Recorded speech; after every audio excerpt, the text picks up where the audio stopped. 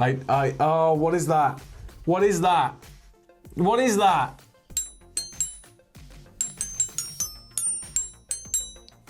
Oh, you have to put me out my misery. What's the date today? Oh, it's September 1st.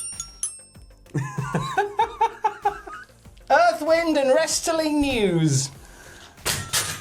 What really happened between Charlotte Flair and Nia Jax on Raw? We have the reason for Asuka's absence from WWE. And has Ric Flair's AEW role been revealed? We'll get to that in a bit.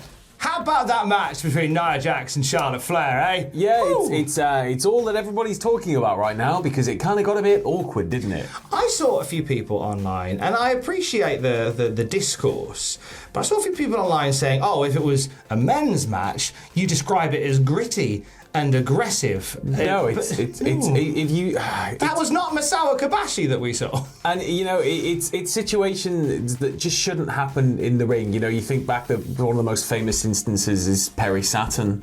You know, situations like that, obviously this is nowhere near as severe as that, but any instance in the ring where it kind of breaks and into a real thing, then it's just... It's not gritty, it's just kind of, worrying. The Perry Saturn incident was from an episode of Shotguns Saturday Night, or from Metal? No, it was like Jacked, I think, or Jacked Metal. Or Metal, yeah. where he got dropped on his head. Yeah, and then he kind of came out it. fighting. Yeah. So it's things like this happen, but they're not really supposed to and shouldn't be encouraged.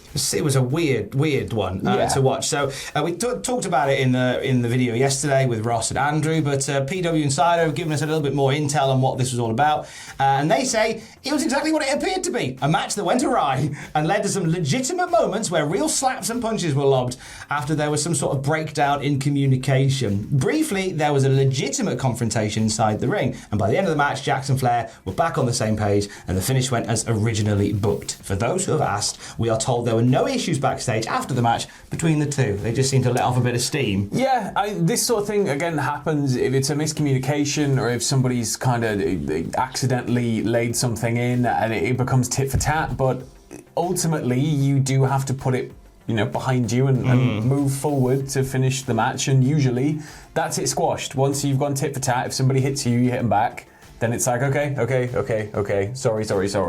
But, we'll never really find out, but it just feels like it's one of those things that sometimes happens and everything's probably squashed between them. It was rough. On 3 occasions I cringed as Charlotte got dropped in terrible ways. I kind of get why Charlotte might have got a bit mad. Yeah. There is conversation now. There is some scuttlebutt amongst some sources that the attention that this match received may lead to them having a rematch at Extreme Rules. Yes. I mean, I think, being the better obscure company, I think if they go out and plan to have a match where it's rough and ready and aggressive and stiff, I think it could be a fun time. I think so long as the chains are off and it's like, let's just have a full-blown fight, like a knockdown, drag-out brawl. Let's do it. It'd be interesting to see. I think, I'd be very intrigued by that, like a kind of a work-to-shoot thing. Yeah. Charlotte posted on her Instagram story something from the Zodiac Sign Daily, which may have some connection to this, we're not sure. Basically a meme that just said, like, if you're a Leo, a Taurus, an Aries, Scorpio, Gemini, Sagittarius, everyone always thinks you're trying to argue when all you're doing is just expressing how you feel, and then you get heated defending the fact that you're not arguing, making you argue. So working yourself into a shoot, brother, essentially. Might have something to do with it. She might just like Aries Zodiac Signs Daily. Moving on to other parts of Raw, I'd say who wasn't there was The Miz. Yeah, he was meant to be. He was meant to be wrestling John Morrison, right? Where's The Miz? Was he there? It doesn't look like Miz was at the taping, according to PW Insider. He wasn't backstage at any point, and there was no word as to why he missed the taping, so hopefully everything's all right. Hopefully he's fine. But yeah, it's just an odd thing. Maybe he was told last minute, we don't need you. Maybe it was, it could have been any sort of situation popped up. I can't make it. This has happened. That's like, hopefully the Miz is all right and everything's fine, and it's just one of those situations that just sometimes pops up. I can't help but feel that they missed a nice opportunity on Raw, and I think it would have added a few points to Raw, because on Raw, you know, it's easy to always go at a company when it's doing bad. There was a triple threat on Raw that was very, very good. It was Damien Priest, Sheamus, and Drew McIntyre. Then call it out. Cracker of a match. It's a good match. Watch it. A banger. I think they missed the opportunity of doing a second banger on that night, because you had John Morrison, freshly turned babyface, against Omos. Okay. Give us Morrison and Styles, you cowards. Oh. Eventually. You can't just give... No. Hey, they did it on a cold night in Newcastle for 5-star wrestling. They can do it. They can do it on Monday Night Raw. Yeah, maybe down the line then. Maybe that's fair. Down the line, we'll like to see that one. Raw, also inconspicuous by her absence from Monday Night Raw, has been Asuka. And a few people have been very concerned by the fact that she's not been anywhere on TV. There's been some conversations that creative has nothing for her. Yeah. She put a picture on with a dentist that pretty much explained everything. Yeah, so Asuka uploaded a photo to Twitter with her dentist celebrating finally getting her new teeth after they were kind of knocked out 6 months ago, just kinda a little bit. So in the photo, she's posing with the dentist, smiling, but she has an arm in a sling, which, you know... That might explain why you're not wrestling. That might just be why you're not wrestling, not the creative have nothing for you, which is something she refuted anyway, but like, all the best to Asuka. Hopefully she'll be back in, fighting shape soon. She's very much missed on that roster at the moment. Very much missed. On the subject of wrestlers and surgery, former ROH champion Roosh announced on his Instagram that he has undergone surgery. Not much detail from this, other than there's a press conference next Thursday that will reveal more. ROH announced last week that Roosh suffered a knee injury on night 2 of Glory by Honor. I like Roosh. Yeah, I like Roosh. I think, provided he's, given enough time to recover and recuperate, I think he could still continue to provide excellent matches for Ring of Honor and anywhere else he dares to go in the world. There was a conversation. There was a conversation about Roosh possibly being part of this sort of Andrade bringing the family thing to AEW. Well, you need to, you need to get everything on the same page, and I believe that having Roosh and LIJ aligned with Andrade would be interesting, but at the same time, you're going to have to then make AAA and CMLL get along, I think. Like the best tag teams on WWE television, they just can't get along. Yeah, but it'd be something interesting. I know WWE were apparently interested in Roosh before he went to Ring of Honor. They were really trying to gun for him hard for NXT, apparently.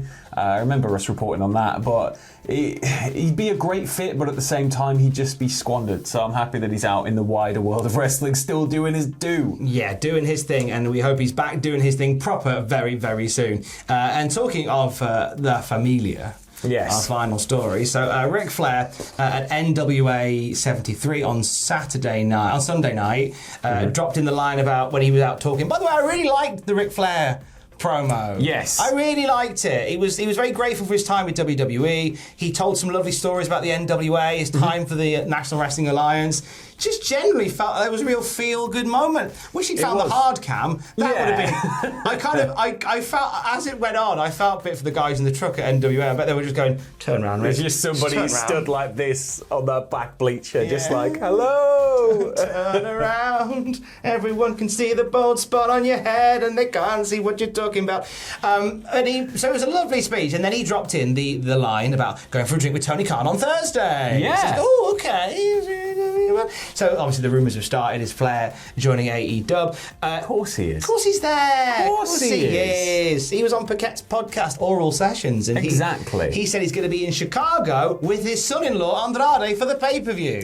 Well, that, and it doesn't specify what he's going to be doing, but we all know what he's going to be doing. He's going to walk out at the conclusion of the event, and he's going to challenge Kenny Omega for the title, and he's going to beat him 1, 2, 3 in the middle of the ring, up that world record level. Tony, look, could you imagine Ric Flair coming back for even one more match and it being an AEW? I think the internet would just go. Tony, mate, you clearly don't want to make money because you've not done it yet. It would just be like so confusing. It wouldn't even be like nobody's asked for it. It would have just been like, there you go. Kind of like if WWE brought Hogan back for like a Saudi Arabia match. It'd just be like, everybody's just looking at it going, what do we do? What do we do? Do not know how to compute all this information. I think Flair and Andrade Yeah, coupled together in like a... It makes perfect sense, doesn't it? And I think, potentially the rumours are always going to be there that Charlotte could one day make the jump, but Rick being in and around Andrade makes sense right now. Rick being involved in a company where, he has his former Four Horsemen compatriots just right there. I think it works well. I think so long as he'll continue doing some small things with NWA, because I really like that connection being, re-established there and shown off. I like that. I haven't had time to say it because I've not been on the news videos for a little while. But I love the NWA Weekender. My God, I've still got so much to catch up on from it, but from what I've seen, I've really enjoyed. Empower was really fun. NWA 73, Trevor Murdoch and Nick Aldis had like a WWF 2000-esque main event, and it was just gorgeous. Just a great weekend. Top marks to the National Wrestling Alliance. In fact, if you want to hear somebody that was from that weekend, from Empower, featured in that main event gauntlet, Masha Slamovich is on Desert Island Graps later today. Russian Dynamite will be on the podcast feed. That'll be a lovely time had by all. What are you working on today, Sandra? I'm doing edits all day. All day edit boy. All day edit. The edit boy. Send him tweets and just go, keep going, edit boy. I'll not see him. You won't see him until like 10 o'clock tonight. How lovely at the end of the day when loads of people have gone at less defined. Keep going, edit. No, it'll just be at less defined, back to work, dickhead. That's all it ever is. No, we need to change that. Change the narrative. Not back to work, dickhead. Keep going, lovely man. There you go. That's the narrative changed. Have a great day. More news as we get it at cultaholic.com. See you later. Love you. Bye.